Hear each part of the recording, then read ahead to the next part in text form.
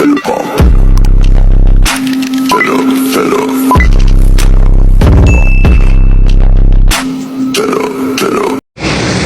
morning mga batang Maynila. Nandito na naman tayo. Uuwan na naman ng mga pinagkalatan ng mga tao kasi nga dito nga binatambak yung mga basura nila. Nandito sa Road 10 Saragosa. Dito naman tayo nagsimula kasi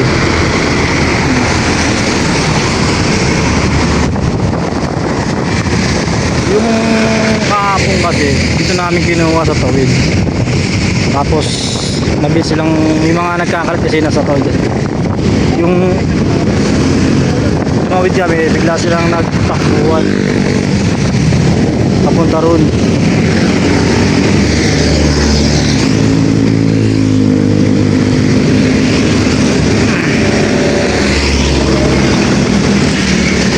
Makulimlim pa rin kasi nga kahit may bagyo, tuloy pa rin ang trabaho namin.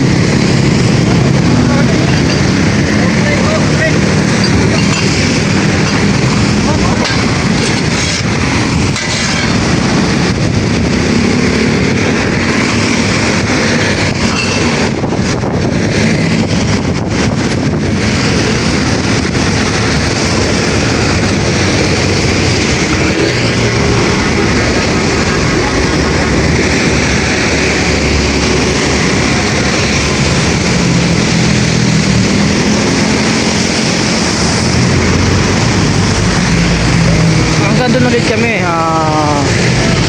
hanggang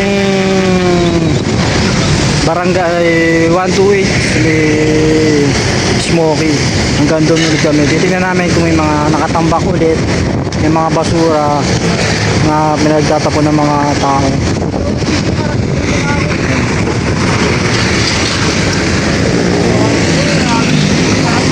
Saka yung mga basura pinapala ng mga tropa.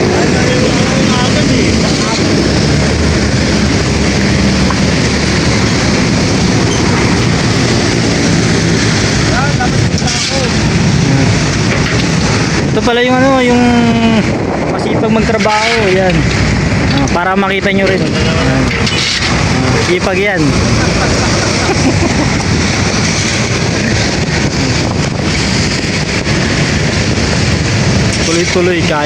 Tuloy-tuloy kahit na umulan.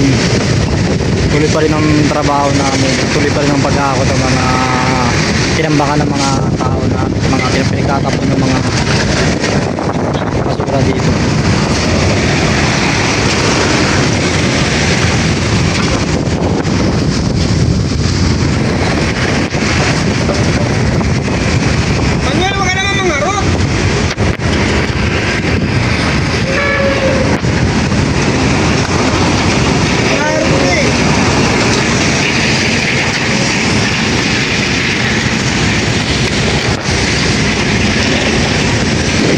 Nag-umpisa pala kaming gumawa ng mga panambak, mga sa mismong Moriolis kasi nga hindi ko na rin na videoan yun.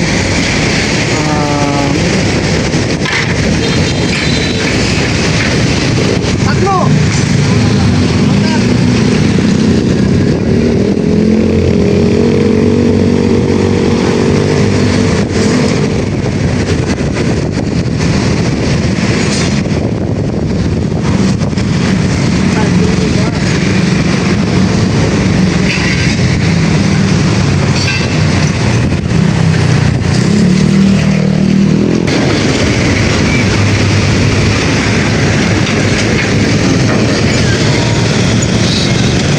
Gagawin namin sisimutin din namin yan yung mga mismis, kalahin namin yan para malinis tong Road 10 Saragosa.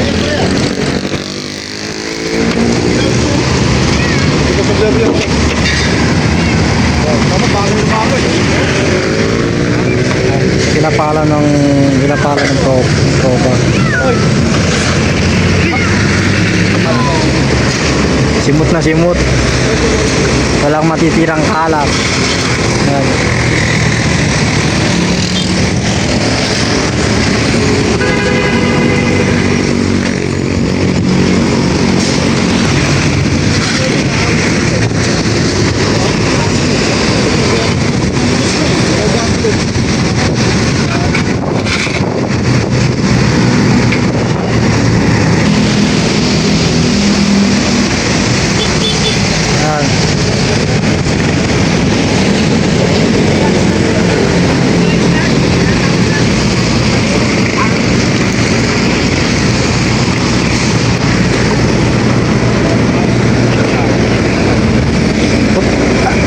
magsusunog dyan ha. Di ba magpapalagpap? Patiranggot lang po ito. Magsusunog dyan. Tapos na namin linisin yung Ragosa Road bed. Dito naman kami, titingnan naman namin kung may mga pinagtambakan naman ng mga debris o lagi sa mga basura. Ayan.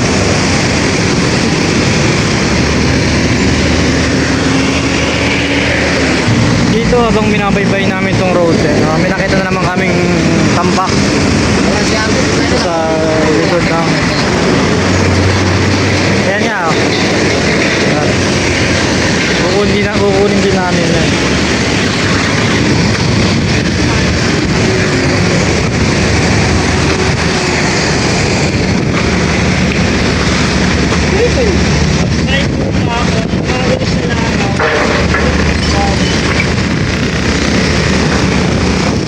Ito kahit araw-araw namin nililinis to, araw-araw din silang nagkakalat. Gabi na siguro sila din nagtatapon dito para hindi sila makita. Kasi nga pag umaga silang nagtapon dito, makikita sila. Kaya kinachempo nilang gabi o madaling araw, doon sila nagtatapon, doon nila tinalagay sa road 10.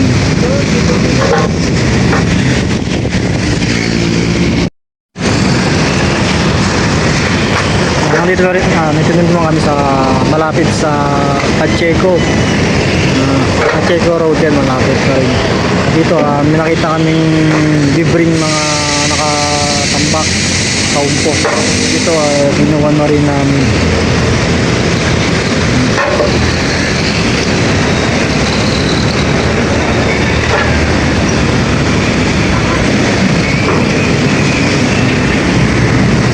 Ginagawa kasi nila, kontrata sila sa mga bahay na pinaliliba.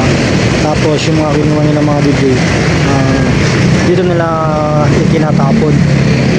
Mga siguro, siyempre hindi naman silang pwede magtapon ng umaga. Natapon nila to gabi o madaling araw para hindi rin sila nakikita ng mga nagbabantay.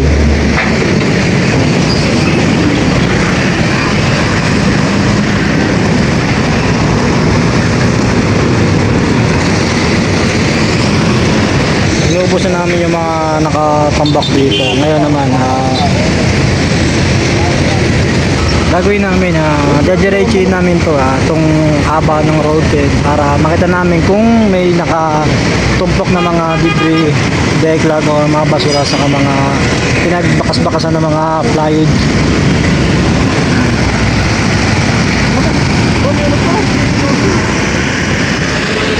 Nandito na kami sa Pacheco Street Corner Road 10. Dito na may nakita na naman kaming nakakumpok ng mga basura. Kaya kukunin namin.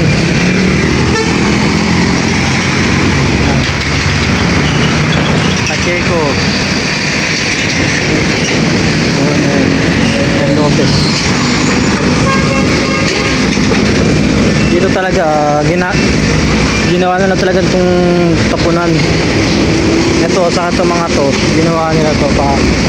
Tapos dito rin ginagawang CR ng mga tao.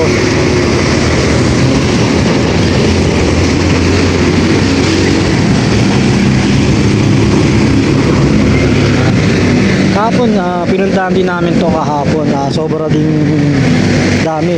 Talagang ginawa na talaga nila itong tapunan. Kasi ang mga nagtatapon dito, yung mga natutulog dito sa gilid. Yan eh.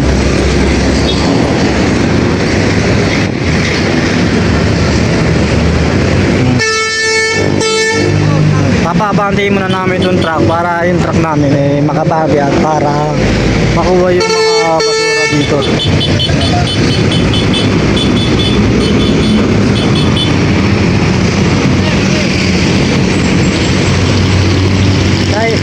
Pero dito kahit pa paano malinis na rin. Malinis na. Dito na lang talaga. Kasi ito talaga ginagawa na talagang tapunan. Araw-araw na lang nila ginagawa to.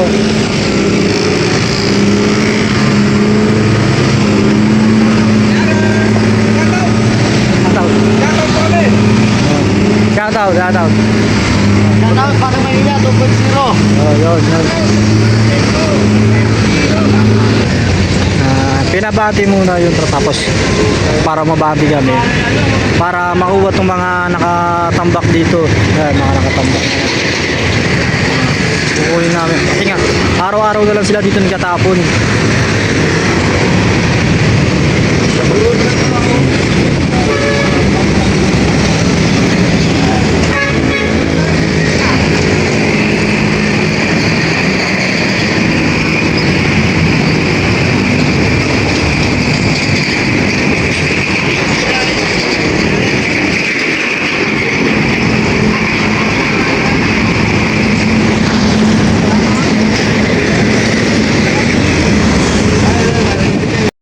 Nandito naman kami ngayon sa Herbosa Road 10.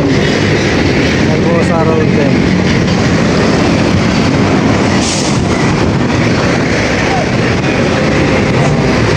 Meron ding pinagsakuhan na buhang debris.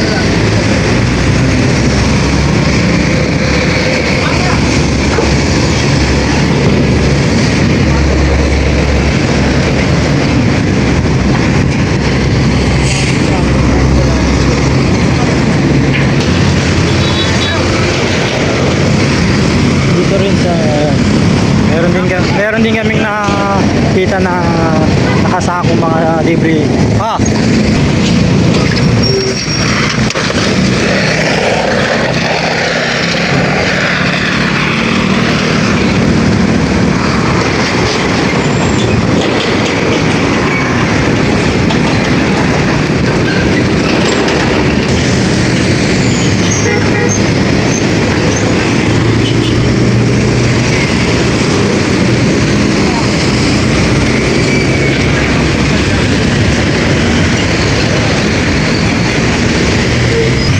Ngayon naman pupunta naman kami sa Kapulon stoplight. Nga, tapos na rin namin yung mga kinuha yung mga nakatumpok doon. Ngayon naman sa Kapulong naman. Ngayon nandito na naman kami sa Katuparan. Dito na dito sa Arten Bridge. Zero Digitas. Kahapon nilinis na rin namin ito tapos ipilashing. Ngayon ito na naman. Tinambakan na naman ng mga residente rito. Mga kahoy. Tapos yung mga sako may mga buko pa.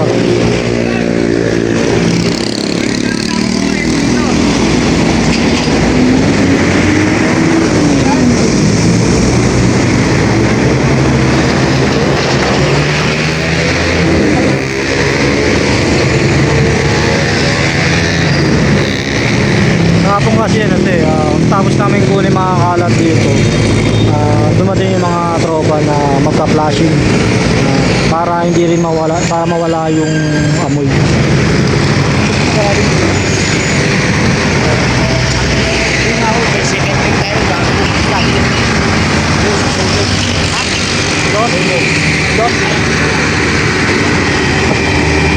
Ano kayo pupunta ako na lang kayo doon. Gago.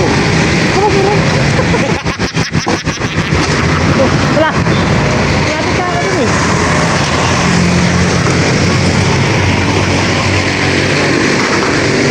Tapos kasi pinalashing ko tapos nilagyan ng mga disinfectant para mawala yung amoy ng mga basura or debris.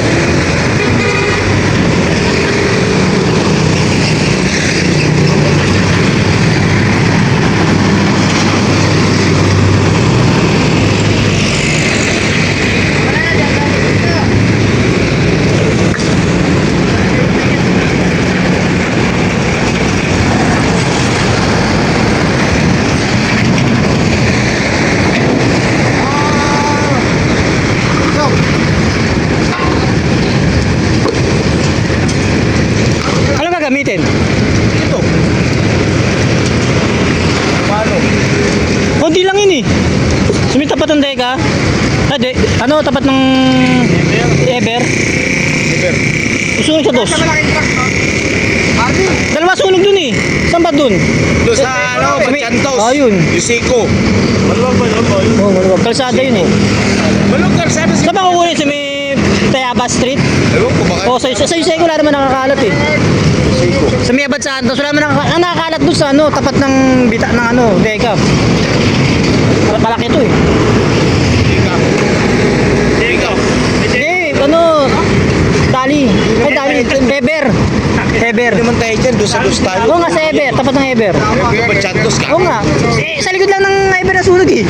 Likod na tayo. Oo, sa likod lang. Kaya yung basura, yung nasunog doon, doon nila nilagay sa may tapat ng Ever. Tama. Kung hindi na survival, para nandun